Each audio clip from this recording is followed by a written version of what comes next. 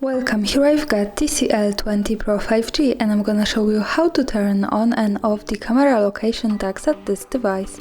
So let's start by tapping on the camera button to open it, and for now we are on standard photo mode. From here let's go to the left corner button. When we pick it, we can open the advanced camera settings. Now we have to slide a little bit down to the general category, and here we can find the save location information option, so it allows us to save the information about the place where we take a picture in the details about it. By using the button from the right, we can easily turn it off and turn it on as we need.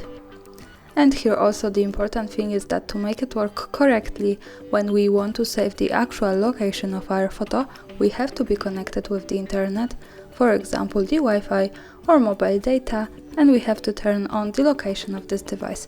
So remember about these two parameters, the location and the internet, to make it work. And that's all, thanks for watching, subscribe our channel and leave the thumbs up.